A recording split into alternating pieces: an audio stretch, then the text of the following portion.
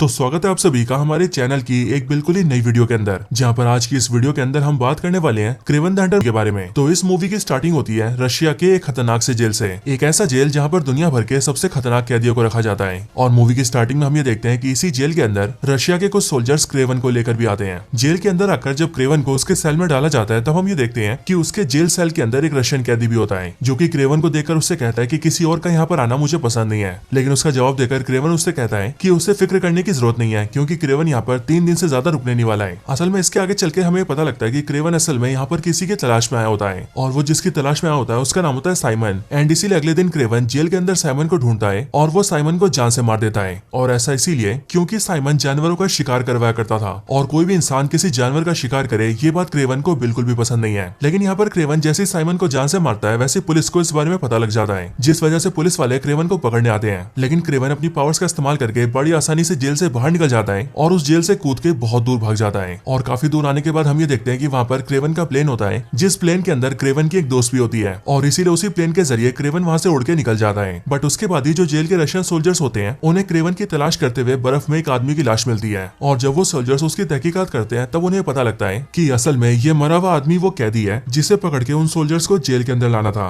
यानी कि दोस्तों, क्रेवन द हंटर ने इस कैदी को पकड़ के उसे जान से मार दिया और फिर उसकी जगह लेकर वो जेल में आ गया, ताकि जेल के अंदर वो साइमन नाम के कैदी को मार सके, क्योंकि वो जानवरों का शिकार करवाता है। अब इसके बाद एक कहानी 12 साल पास्ट में जाती है, जहाँ पर हम ये देखते हैं कि 12 साल पहले क्रेवन काफी छोटा होता है एंड उसके साथ उसका छोटा भाई भी होता है। क्रेवन का असली नाम सर्गे होता है और उसके छोटे भाई का नाम दिमित्री होता है, और ये दोनों इस टाइम पर स्कूल में पढ़ा करते हैं। लेकिन उनके स्कूल के टाइम पर ही अचानक से उन्हें लेने के लिए उनके फादर आते हैं। हमें पता लगता है कि जो सर्गे और दिमित्री के फादर है उसका नाम निकोलाई क्रेवनॉफ है, और ये निकोलाई क्रेवनॉफ असल में एक बहुत ही बेरहम इंसान है, जिसे कमजोर लोग बिल्कुल भी पसंद नहीं है। इसके साथ ये निकोलाई खुद को बहुत ही स्ट्रॉन्ग आदमी समझता है, और अगर बात करें इसके बिजनेस की, तो ये जानवरों का शिकार करके उन्हें सप्लाई करता है, और ये काम कर करके इसने बहुत पैसा कमाया होता है। इसके साथ ही जानवरों का शिकार करना निकोलाई को बहुत ज्यादा पसंद होता है। अब ये निकोलाई जब अपने दोनों बेटों को लेने आता है, तब उन्हें कार में बिठाकर वो उन दोनों से कहता है कि असल में आज उन दोनों की मदर की मौत हो गई है, लेकिन वो ये चाहता है कि उसके दोनों बेटे उसकी मदर की मौत पर रोए ना। और ऐसा इसीलिए क्योंकि उसके हिसाब से उन दोनों की जो मदर थी, यानी कि निकोलाई की वाइफ, वो एक बहुत ही कमजोर इंसान थी, और उसकी कमजोरी की वजह से उसकी मौत हुई है। और फिर दोस्तों, यहीं पर इस स्टोरी में हम ये देखते हैं कि ये जो निकोलाई क्रेवनॉफ की वाइफ होती है, उसकी मौत का रीजन ये निकोलाई होता है, क्योंकि इसने अपनी वाइफ को बहुत ज्यादा टॉर्चर किया होता है, और इसीलिए इसकी वाइफ मर जाती है। लेकिन अब यहाँ प्रेजेंट टाइम में निकोलाई अपने दोनों बेटों से कहता है कि उन दोनों को अपनी मदर की मौत का गम भुलाना होगा, और इसके साथ ही आज वो उन दोनों को अफ्रीका के जंगल ले जा रहा है, ताकि वो दोनों भी आज उसके साथ मिलकर शेर का शिकार करें। और निकोलाई के हिसाब से ऐसा करके उसके दोनों बेटे स्ट्रॉन्ग हो जाएंगे। अब इसके बाद ही दोस्तों, निकोलाई अपने दोनों बेटों को लेकर सीधा अफ्रीका निकल जाता है, ताकि वो लोग शेर का शिकार कर सकें।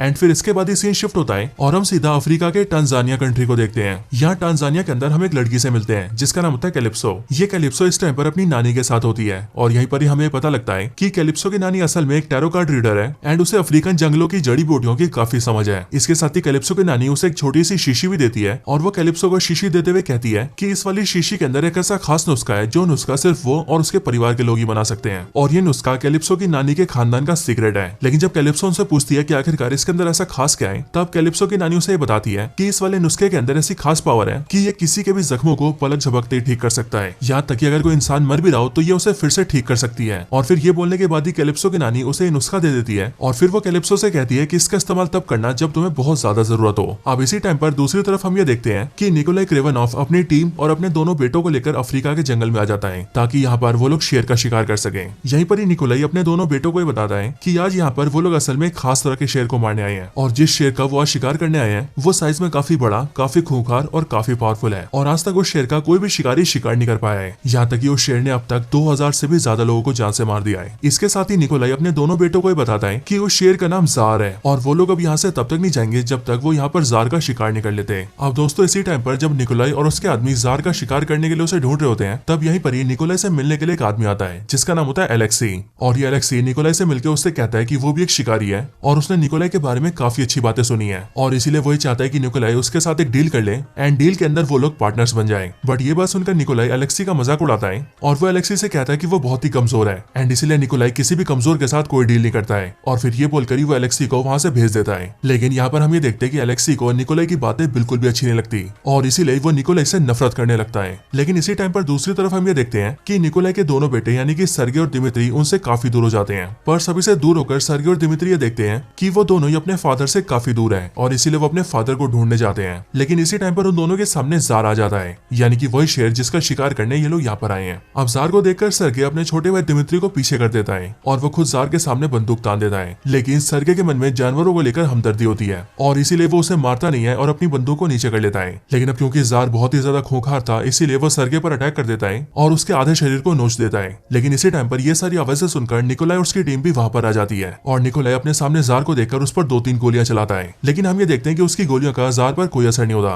और इसलिए जार नाम का शेर सर्गे को अपने मुंह से पकड़ता है और उसे घसीटकर बहुत दूर ले आता है। लेकिन किस्मत से इसी टाइम पर कैलिप्सो अपने मदर फादर के साथ गाड़ी से वहां से जा रही होती है और इसीलिए वो अपनी गाड़ी से ही सर्गे और जार को देख लेती है, जिस वजह से वो गाड़ी से उतर के सीधा सर्गे के पास जाती है एंड वो ये नोटिस करती है कि जार नाम के शेर ने सर्गे को बुरी तरह से घायल कर दिया है। लेकिन कैलिप्सो के वहां पर आते ही जार सर्गे को छोड़ देता है और वो वहां से चला जाता है, जिसके बाद ही कैलिप्सो सर्गे की हालत देखकर अपनी नानी का दिया हुआ नुस्खा उसे पिला देती है। इसके साथ ही दोस्तों जार के वहां से जाने से पहले हम ये देखते हैं कि जार की बॉडी का एक बूंद खून भी सर्गे की बॉडी के अंदर चला जाता है और इसीलिए जैसे कैलिप्सो ने सर्गे को नुस्खा पिलाया होता है, वैसे वो नुस्खा सर्गे की बॉडी के अंदर जार के ब्लड से मिल जाती है और सर्गे की बॉडी में जानवरों की एक कमाल की पावर आ जाती है। हालांकि इसके बाद ही सर्गे का फादर निकोलाई उसे ढूंढ लेता है और वो उसे सीधा हॉस्पिटल लेकर जाता है। लेकिन हॉस्पिटल के अंदर डॉक्टर्स जब सर्गे को देखते हैं तब उसका टेस्ट करके उन्हें पता लगता है कि सर्गे मर चुका है। लेकिन तभी अचानक से नुस्खे का चमत्कार होता है और सर्गे की बॉडी के सारे जख्म देखते ही देखते भर जाते हैं और सर्गे ठीक हो जाता है। सर्गे के ठीक होते उसका फादर निकोलाई उसे अपने घर ले जाता है और घर लाकर निकोलाई अपने बेटे सर्गे को दीवार दिखाता है, जहाँ दीवार पर सर्गे देखता है कि वहाँ पर उसके बाप निकोलाई ने शेर के सर को काट कर लटका दिया था और उस शेर के सर को दिखाकर निकोलाई सर्गे से कहता है कि ये वही जार नाम का शेर है जिसने तुम्हें घायल किया था और अब क्योंकि इसने तुम पर हमला किया था इसीलिए मैंने इसकी ये हालत कर दी। इसके साथ ही निकोलाई सर्गे से ये भी बोलता है कि मैं ये चाहता हूँ कि अब तुम अपनी पढ़ाई को यहीं पर रोक दो और अब से तुम भी मेरे साथ शिकार सीखो और मेरे पूरे धंधे को समझो, क्योंकि आगे चलकर तुम्हें ये सब संभालना है। लेकिन अब यहाँ पर अपने फादर की ये सारी बातें सुनकर और उस शेर का कटा हुआ सर देखकर सर्गे को बहुत ही ज्यादा गुस्सा आता है, क्योंकि असल में सर्गे को ना तो अपने फादर का बिजनेस पसंद था और ना ही उसे फालतू में किसी जानवर का शिकार करना पसंद था। और फिर इसीलिए सर्गे फैसला करता है कि वो अपने घर से भाग जाएगा। जिसके बाद जैसी रात होती है वैसे वो अपना बैग पैक करता है और चुपचाप घर से भाग जाता है। घर से भागकर सर्गे सीधा रशिया चला जाता है, क्योंकि असल में सर्गे की जो मदर थी वो रशियन थी और रशिया में उनके पास कई सारे जंगल भी थे और इसीलिए सर्गे अपनी मदर के जंगलों में जाता है और वहाँ पर आकर एक ग्लास हाउस में रहने लगता है। और दोस्तों ये जगह वो जगह होती है जहाँ पर सर्गे अपनी मदर के साथ बचपन में आकर खेला करता था। अब इसके बाद ही सर्गे इसी जंगल में रहना स्टार्ट कर देता है और वो धीरे धीरे करके जंगल के तौर तरीके सीखने लगता है। एंड अब क्योंकि उसके साथ जो भी हुआ उस वजह से उसके अंदर एक खास पावर आ गई थी, इसलिए इस पावर की मदद से न सिर्फ सर्गे बहुत ही तेज छलांग मार सकता था, बल्कि वो बड़ी आसानी से पेड़ पे भी चढ़ सकता था, बहुत दूर की चीजें साफ सुन सकता था, दूर तक आराम से देख सकता था और यहाँ तक कि उसकी बॉडी की पावर्स भी काफी ज्यादा बढ़ गई थी, इसीलिए वो किसी को बड़े आराम से मार भी सकता था। अब यहाँ जंगल में रहने के दौरान ही सर्गे एक दिन ये देखता है कि उसके उसी जंगल में कुछ शिकारी आकर जानवरों का शिकार करते हैं और जानवरों को जान से मारते हैं। ये चीज देखकर सर्गे को बहुत गुस्सा आता है और इसलिए वो सीधा उन शिकारियों के पास जाता है और वो उन्हें जान से मार देता है ताकि वो लोग जानवरों को ना मार सके। और फिर दोस्तों सर्गे इसी तरह से जंगल में ही रहता है और इस जंगल के जानवरों को बचाने के लिए सारे शिकारियों को मारता है और फिर यहीं पर ही वो अपना नया नाम रखता है जो कि होता है क्रेवन। अब इसके बाद ये स्टोरी एंड होती है और कहानी सीधा प्रेजेंट में आती है। प्रेजेंट टाइम के अंदर हम ये देखते हैं कि सर्गे यानी कि क्रेवन अपने शीशे वाले घर में आ जाता है। हालांकि दोस्तों इसी टाइम पर वो ये देखता है कि उसे जंगल के अंदर से काफी गाड़ियों की और काफी बंदूकों की आवाज आ रही है और इसीलिए जब वो उस जगह पर आता है तब वो ये देखता है कि कई सारे शिकारी उस जंगल से जानवरों का शिकार करके ले जा रहे हैं और इसीलिए ये देखकर क्रेवन को बहुत गुस्सा आता है एंड वो उन सारे शिकारियों को जान से मार देता है। अब दोस्तों इसके बाद ही हम ये देखते हैं कि क्रेवन के पास एक किताब होती है, एक ऐसी बुक जिसके अंदर उसने कई सारे लोगों का नाम लिख रखा होता है और यहीं पर ही हमें पता लगता है कि इस बुक में उसने जिनका भी नाम लिखा है वो सभी असल में उसके फादर जैसे ही शिकारी हैं जो कि जानवरों का शिकार करते हैं और इसीलिए क्रेवन की लाइफ का ही मकसद है कि वो उन सारे शिकारियों को जान से मार दे। लेकिन इन सारे जानवरों के शिकारियों की जो संख्या होती है वो 100 से भी ज्यादा होती है, यानी कि क्रेवन ने अपनी बुक के अंदर 100 से भी ज्यादा लोगों का नाम लिखा होता है और इसीलिए वो एक एक करके इन सबको जान से मार रहा है। यहाँ तक कि मूवी की स्टार्टिंग में उसने रशियन जेल में जाकर जिस साइमन को मारा था उस साइमन का नाम भी इसकी बुक के अंदर था। अब इसके बाद ही हम ये देखते हैं कि क्रेवन कैलिप्सो को ढूंढता है और सीधा उससे मिलने जाता है। लेकिन जब क्रेवन कैलिप्सो से मिलने आता है तब कैलिप्सो से पहचानती नहीं है और इसीलिए वो कैलिप्सो को एक कार्ड दिखाता है और वो कार्ड देते हुए उससे कहता है कि ये तुम्हारा वही कार्ड है जो तुम मेरे पास भूल गई थी। असल में ये वाला कार्ड कैलिप्सो को उसकी नानी ने दिया होता है और इसलिए इस कार्ड को देखकर कैलिप्सो ये समझ जाती है कि उसके सामने खड़ा इंसान और कोई नहीं बल्कि वही सर्गे है जिसकी उसने जान बचाई थी। हालांकि इसके बाद ही क्रेवन कैलिप्सो से कहता है कि जो भी लोग जानवरों का शिकार करते हैं मुझे ऐसे लोग बिल्कुल भी पसंद नहीं है और इसीलिए मैंने अपनी बुक के अंदर उन सभी लोगों की लिस्ट बनाई है जो सभी लोग जानवरों का शिकार करते हैं और मैं एक एक करके उन सबको खत्म करने वाला हूँ, क्योंकि ये सबके सब लोग मिलकर निर्दयी तरीके से जानवरों को मारते हैं और फिर उनके सींग, उनके खाल, उनके नाखून और उनके दांतों को बेचकर मुनाफा कमाते हैं और मैं इन सब चीजों को रोकना चाहता हूँ। पर ये बात सुनकर कैलिप्सो उससे कहती है कि इसमें मैं तुम्हारी कैसे मदद कर सकती हूँ। जो सुनकर क्रेवन उससे कहता है कि तुम एक लॉयर हो और तुम जिस लॉ फर्म के अंदर काम करती हो उस लॉ फर्म के इनमें से ज्यादातर शिकारी क्लाइंट्स हैं एंड इसीलिए तुम्हारी लॉ फर्म के अंदर इनमें से ज्यादातर शिकारियों की डिटेल्स मौजूद है। इसीलिए तुम मुझे वो डिटेल्स दे दो ताकि मैं उन सबके एड्रेस और उनके बारे में जानकर उन सबको खत्म कर सकूं। अब ये बात सुनकर कैलिप्सो मान जाती है, जिसके बाद ही वो दोनों ये डील कर लेते हैं। इसके बाद ही कहानी शिफ्ट होती है और हम सीधा एलेक्सी को देखते हैं। और दोस्तों, ये एलेक्सी वो इंसान है जो कि आज से बहुत साल पहले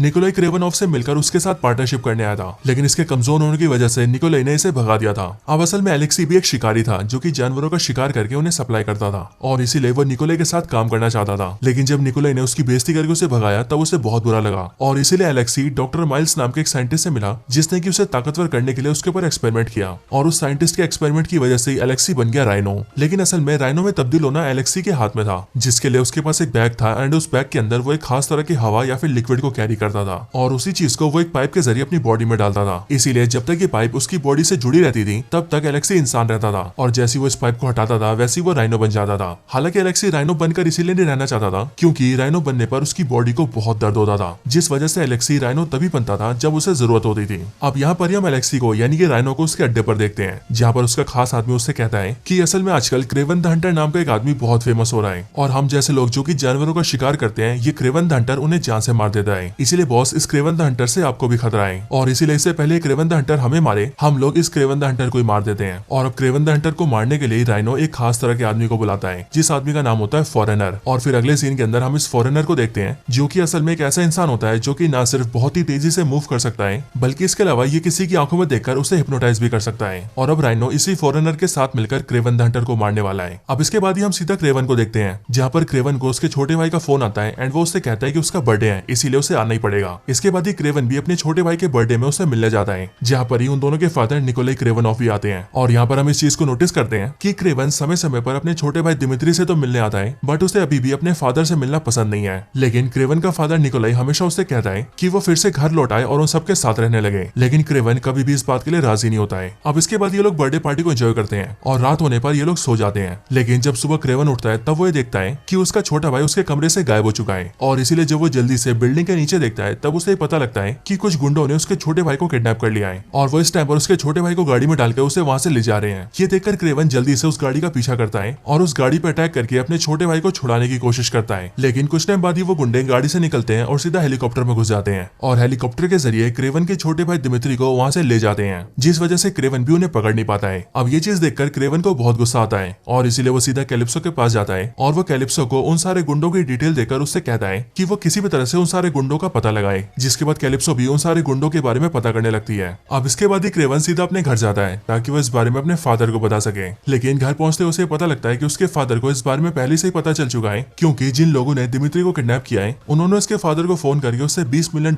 मांगे हैं और साथ ही साथ उन लोगों ने क्रेवन और निकोलाई को डराने के लिए वहां पर दिमित्री की एक उंगली काट कर भी भेजी है। क्रेवन के वहां पर आते ही उसका फादर निकोलाई उसे ये सारी बात बताता है और इसीलिए इन बातों को सुनकर क्रेवन अपने फादर से कहता है कि आप तो बहुत पैसे वाले हैं इसलिए आप सिंपली $20 मिलियन देकर मेरे भाई को छुड़ा लीजिए। लेकिन ये बात सुनकर उसका फादर निकोलाई मना कर देता है और वो कहता है कि बात पैसों की नहीं है, अगर मैंने पैसे दिए तो मैं कमजोर दिखूंगा और चाहे कुछ भी हो जाए मैं दूसरों के सामने कमजोर नहीं दिख सकता हूँ। अब ये सारी बातें सुनकर क्रेवन को बहुत गुस्सा आता है और इसीलिए वो वहां से चला जाता है और सीधा कैलिप्सो से मिलता है, जिसके बाद वो और कैलिप्सो इस बात का पता कर लेते हैं कि जिन गुंडों ने उसके भाई को किडनैप किया था उन गुंडों का अड्डा कहाँ पर है। ये बात जानते ही क्रेवन सीधा उन गुंडों के अड्डे पर जाता है और उन सारे गुंडों को बीट करके उनके मेन बंदे से पूछता है कि आखिरकार उसका भाई कहाँ पर है। जो बात सुनकर वो मेन बंदा क्रेवन को ही बताता है कि असल में उन सब ने उसके भाई को किडनैप तो किया था बट उन्होंने उसे किडनैप करके सीधा राइनो को सौंप दिया क्योंकि राइनो ने उनसे काम करवाया था। अब इसी टाइम पर हम ये देखते हैं कि राइनो के कुछ आदमी दूर से इन सब पर ध्यान रख रहे थे और इसीलिए वो लोग इस टाइम पर इस पूरे अड्डे पर मिसाइल से फायरिंग करवा देते हैं ताकि इन सारे गुंडों के साथ साथ क्रेवन भी मारा जाए, लेकिन क्रेवन इन सबसे बच जाता है। इसके बाद ही दूसरी तरफ हम ये देखते हैं कि क्रेवन का छोटा भाई दिमित्री इस टाइम पर राइनो के साथ ही होता है और यहीं पर ही राइनो दिमित्री से कहता है कि वो क्रेवन को फोन करके उसे यहाँ पर बुलाए, जिसके बाद ही दिमित्री क्रेवन को फोन करता है और वो क्रेवन से अपने आप को बचाने के लिए कहता है। जिसके बाद जैसे ही क्रेवन ये बात सुनता है वैसे क्रेवन भी सीधा तैयार होकर राइनो के बताए हुए लोकेशन पर पहुंच जाता है। लेकिन अब जब क्रेवन यहाँ पर राइनो और फॉरेनर से लड़ने आता है तब हम ये देखते हैं कि इस टाइम पर ये लोग पूरी तरह से तैयार होते हैं और इसीलिए ये लोग पहले तो क्रेवन की बॉडी पर काफी सारे पॉइजन के डार्ट मारते हैं, जिससे क्रेवन काफी कमजोर हो जाता है और फिर वो लोग क्रेवन को बुरी तरह से घायल कर देते हैं। इसके बाद जो फॉरेनर होता है वो क्रेवन को गोली से मारने वाला होता है कि तभी उसी टाइम पर वहां पर कैलिप्सो आ जाती है और वो अपना तीर चलाकर सीधा फॉरेनर की आंख में घुसा देती है, जिससे कि फॉरेनर की वहीं पर मौत हो जाती है। इसके बाद ही कैलिप्सो ये देखती है कि क्रेवन की हालत बहुत खराब हो चुकी है और इसीलिए वो अपनी नानी का बताया हुआ दूसरा नुस्खा निकालती है और उसे भी क्रेवन को पिला देती है, जिससे कि क्रेवन बिल्कुल ठीक हो जाता है। इसके बाद क्रेवन जैसे ठीक होता है वैसे वो राइनो के पास पास निकल जाता है ताकि वो उससे अपने भाई को छुड़ा सके। और फिर इसके बाद ही हम ये देखते हैं कि राइनो जिस कार से जा रहा होता है उसकी उसी कार पर काफी सारे जानवर अटैक कर देते हैं, जिस वजह से उसकी गाड़ी पलट जाती है। लेकिन इसी टाइम पर वो अपनी बॉडी से ट्यूब निकाल देता है, जिस वजह से वो राइनो बन जाता है और गाड़ी से बाहर आ जाता है। इसी टाइम पर क्रेवन भी वहां पर पहुंचता है, जिसके बाद उन दोनों के बीच फाइट स्टार्ट होती है। इस फाइट के अंदर राइनो क्रेवन पर काफी भारी पड़ता है, क्योंकि एज ऑफ कोर्स राइनो की बॉडी काफी ज्यादा स्ट्रॉन्ग होती है। लेकिन तभी क्रेवन ये बात नोटिस करता है कि राइनो की बॉडी पर एक होल होता है, और ये होल वही होल होता है जिसके जरिए राइनो अपनी बॉडी के अंदर ट्यूब डाला करता था। और इसलिए इस होल को देखकर क्रेवन उसके अंदर एक सरिया घुसा देता है, और फिर जैसे ऐसा होता है वैसे राइनो काफी ज्यादा कमजोर हो जाता है। लेकिन क्रेवन यहाँ पर रुकता नहीं है और वो सीधा राइनो को पकड़कर उन सारे जानवरों के झुंड के सामने फेंक देता है, जिसके बाद ही वो सारे के सारे जानवर राइनो की बॉडी पर चढ़ चढ़कर उसकी सारी हड्डियां तोड़ देते हैं और उसे अधमरा कर देते हैं। हालांकि अब जब राइनो यहाँ पर अपनी आखिरी सांसें गिन रहा होता है तब उसी टाइम पर क्रेवन उसके पास जाता है एंड वो उसे पूछता है कि मैंने आज तक जिनको भी मारने की कोशिश की उन्हें मैंने जान से मार दिया, और इसीलिए आज तक कोई भी जिंदा इंसान इस बात को जान नहीं पाया था कि मैं ही क्रेवन द हंटर हूँ। सो आखिरकार तुम मुझे ये बताओ कि तुम्हें मेरे बारे में कैसे पता लगा और तुमने कैसे जाना कि मैं ही क्रेवन द हंटर हूँ। ये बात सुनकर राइनो मरते हुए क्रेवन को बताता है कि तुम्हारे क्रेवन द हंटर होने के बारे में मुझे तुम्हारे फादर ने बताया था, और फिर ये बोलकर ही राइनो मर जाता है। अब इसके बाद ही क्रेवन अपने फादर से मिलने जाता है और वो उन्हें बताता है कि मुझे आज तक जितने शिकारियों को मारना था मैंने उन सबको मार दिया, बस अगर कोई शिकारी बचा है तो वो आप हैं। और हाँ, अब मैं ये भी जान चुका हूँ कि मेरे क्रेवन द हंटर होने के बारे में आपने ही राइनो को बताया था, लेकिन मैं ये जानना चाहता हूँ कि आपने ऐसा क्यों किया था। ये बात सुनकर क्रेवन का फादर निकोलाई उससे कहता है कि असल में राइनो मेरा बहुत बड़ा दुश्मन था, क्योंकि वो मेरे बिजनेस में मुझसे आगे निकल रहा था और ये चीज मुझे बर्दाश्त नहीं थी। लेकिन अब क्योंकि वो काफी पावरफुल था इसलिए मैं ये जानता था कि मैं उसे नहीं मार सकता हूँ, और इसीलिए मैंने जाल बिछा के राइनो को और तुम्हें दोनों को एक दूसरे का दुश्मन बनाया ताकि तुम दोनों एक दूसरे से लड़ो और लड़ाई में तुम राइनो को मार दो,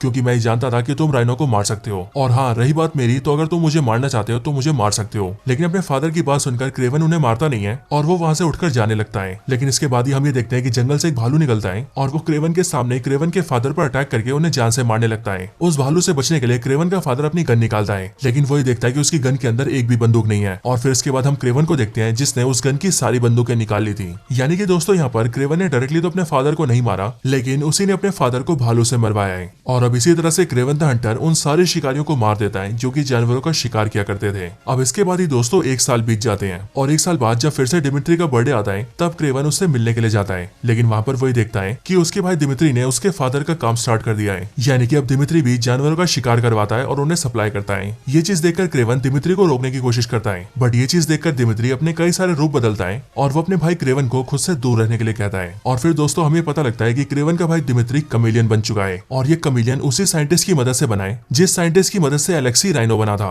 लेकिन अब ये कमेलियन यानी कि दिमित्री क्रेवन से ये कहता है कि उसे इस टाइम पर घर जाना चाहिए, क्योंकि उनके फादर ने उसके लिए कुछ सामान छोड़ा है। और फिर ये सुनकर जब क्रेवन अपने घर जाता है तब वो ये देखता है कि उसके फादर ने मरने से पहले उसके लिए एक हंटर्स वाला जैकेट छोड़ा है, और इसलिए यहाँ पर क्रेवन अपने फादर के इस गिफ्ट को एक्सेप्ट करता है और फिर इस जैकेट को पहनकर वो बनता है क्रेवन द हंटर। और फिर दोस्तों इसके साथ ये मूवी यहीं पर ही खत्म हो जाती है। वैसे दोस्तों आपको ये वाली वीडियो कैसी लगी ये आप मुझे कमेंट्स के अंदर जरूर बताना। बाकी वीडियो पसंद आई हो तो वीडियो को लाइक करना, चैनल को सब्सक्राइब नहीं करा तो अभी के भी सब्सक्राइब कर लेना, और ऐसी और भी कमाल की वीडियोस को देखने के लिए हमारे चैनल को चेकआउट करना। बाकी मैं मिलता हूँ आपसे ऐसी किसी और बेहतरीन वीडियो में, तब तक के लिए गुड बाय।